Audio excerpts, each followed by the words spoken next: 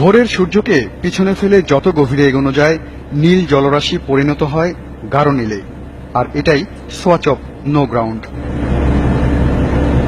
সোয়াচের ঢেউ ভেঙে সমুদ্রের আরো গভীরে এগিয়ে চলছিল বাংলাদেশ নৌবাহিনীর জাহাজ করতোয়া। গতি 16 নটিক্যাল মাইল। আর একে একে জাহাজের সঙ্গী হল শত শত ডলফিন। 1738 বর্গ কিলোমিটারের এই সোয়াচের গভীরতা কোথাও কোথাও 2400 মিটার পর্যন্ত ছুঁয়েছে। এই শব্দটি প্রথম যখন জানতে পারি এবং এর সম্পর্কে যখন জানতে পারি, তারপর থেকে তো একটা ইচ্ছা ছিল যে যদি কখনো সুযোগ পাই তাহলে সোয়াচ অফ নো গ্রাউন্ডের সেই অতলান্ত সাগরের গভীরে কি আছে জানার একটা প্রচেষ্টা যদি নিতে পারি। ইসাবেলা ফাউন্ডেশনের 13 জন গবেষকই শুধু নন, 69 মিটার লম্বা যুদ্ধজাহাজ করতোয়ার 67 জন নাবিকও জানেন এ পথের কোনো তল নেই বলেই এর নাম সোয়াচ অফ নো গ্রাউন্ড। এটি তিমি, হাঙ্গর সহ হাজার রকম বড় বড় জলজ প্রাণীর নির্ভরযোগ্য একটি প্রজনন কেন্দ্র ও প্রাকৃতিক অভয়ারণ্য। সোয়াচ অফ নো গ্রাউন্ড যেটা ইন্টারন্যাশনালি খুব একটা রিনাউন্ড জায়গা, এটি হচ্ছে গভীরতম একটা এলাকা যেখানে পানির গভীরতা প্রায় 2000 মিটার বা তারও বেশি, এবং যেটি শুরু হয়েছে সুন্দরবনের নিচ থেকে এবং শেষ হয়েছে শ্রীলঙ্কা এবং জাভা ইন্দোনেশিয়ার যে দ্বীপপুঞ্জ আছে। এই যে বিস্তীর্ণ এলাকা একটা ক্যানিয়ন। 2014 সালের 27 অক্টোবর বৈচিত্র্যময় সাগর সম্পদে ভরপুর এই সোয়াচকে মেরিন লাইফ প্রোটেক্টেড এরিয়া বা সংরক্ষিত এলাকা হিসেবে ঘোষণা করে সরকার। ভৌগোলিকভাবে, জিওলজিক্যালি এবং বায়োডাইভার্সিটির দিক থেকে এটি পৃথিবীর একটি প্রিস্টিন এবং ভার্জিন এলাকা। এখন সময় এসেছে এটিকেও দেশের অগ্রযাত্রার সঙ্গী করার। Swatch of no ground. ঘড়ির কাঁটায় তখন সকাল 11টা। নীল আকাশ আর সমুদ্রের নীল জলরাশিতে ডলফিনের জলকেলি চলছে। গবেষণার জন্য ছোট লাইফ বোট নিয়ে ডলফিনের পিছু নেওয়ার সিদ্ধান্ত নিলেন গবেষকরা।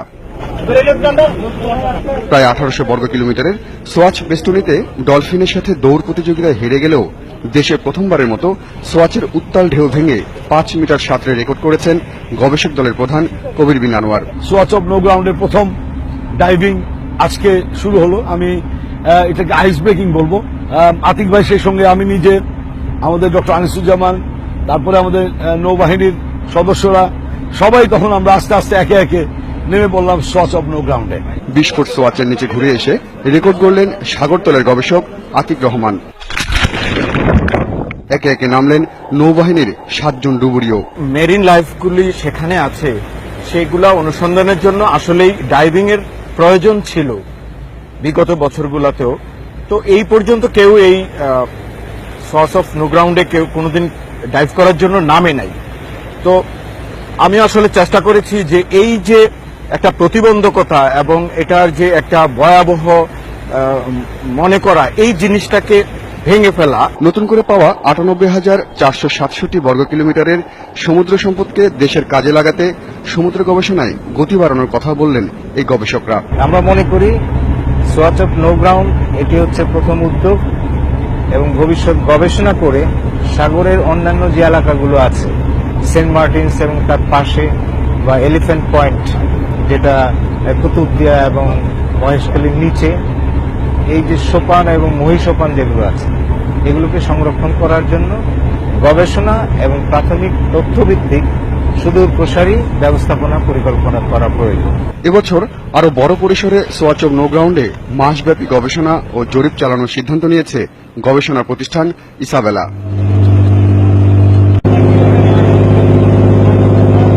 রহস্যময় সোয়াচ অফ নো গ্রাউন্ডে তখন দুপুর গড়িয়ে হেলতে শুরু করেছে পশ্চিমের সূর্য। 12 নটিক্যাল মাইলে ছুটছে নৌবাহিনীর যুদ্ধজাহাজ করতোয়া।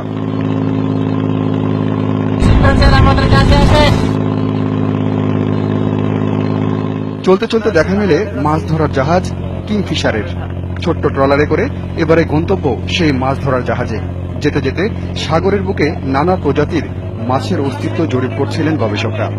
আর অল্প সময়ে হদিস মেলে অন্তত 11 প্রজাতি মাছের। কিংফিশারের মতো এমন একটি মাছ ধরার জাহাজ গড়ে 7 দিনে কমপক্ষে 40 টন মাছ শিকার করে। এমনই প্রায় 200 মাছ ধরার জাহাজ প্রতিদিন প্রতি মুহূর্তে সোয়াচের নীল জলের গভীর থেকে তুলে আনছে অন্তত 18 প্রজাতির টনকে টন মাছ। এখানে রয়েছে অপরিমেয় মাছের বিভিন্ন ধরনের মৎস্য, সামুদ্রিক লতা গুল্ম প্রাণী, বিভিন্ন তার নিরাপদ আবাস। তো এখানে এটা তো অবশ্যই যে আমাদের ভবিষ্যৎ কনজারভেশনের জন্য এবং এর আসল স্বরূপ কি আমাদের যদি আরো অনেক গবেষণা করতে হবে, এটা এত অল্প সময়ে বলা খুব মুশকিল। হাঙ্গর শিকার করাটা আন্তর্জাতিকভাবে নিষিদ্ধ, তবে সোয়াচের এই শিকারীদের হাত থেকে হাঙ্গরদেরও রেহাই নেই। জালে উঠে আসছে বড় বড় সামুদ্রিক কাছিম আর ডলফিনের মতো প্রাণীও।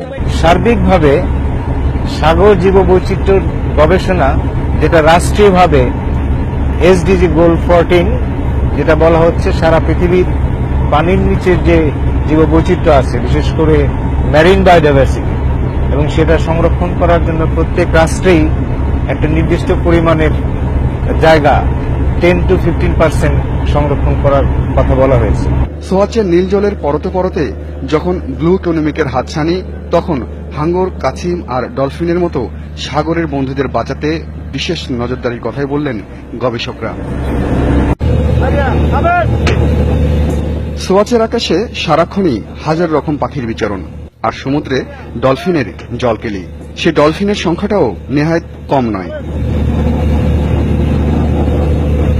আকাশে উড়ে বেড়ানো এই পাখিদের মাঝে একটি প্রজাতির নাম দেশের কোনো রেকর্ডে উল্লেখ নেই। পাখিটির নাম বুবি। ছুটে যাওয়া ডলফিনের এই ঝাঁকের ভিতরে দেখা মিলেছে এক নতুন প্রজাতির তিমি। এটিও এর আগে গবেষকদের জানা ছিল না। এর নাম মিন্ক তিমি। এই আবিষ্কার গবেষকদের কাছে যেন এক মাইল ফলক।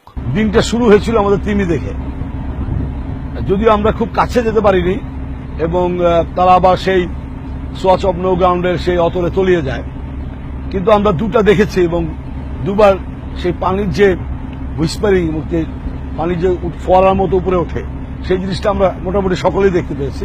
ডলফিন আমরা এখানে লেমন হেডের ডলফিন, বটল নোজ যেটা ডলফিন সেটা, ইরাবতী আমাদের যে সেই ডলফিন, তিনটা তো আমরা দেখেছি। আর একটা ওটাকে বলে স্প্রিং রোল, যেটা লাফিয়ে ওঠে, সেটা দেখেছি। দেখা মিলেছে সাগরের গভীরে এক ধরনের শঙ্খ। এটিও দেশের সমুদ্র সম্পদের তালিকায় নতুন সদস্য হিসেবে জায়গা করে নিয়েছে।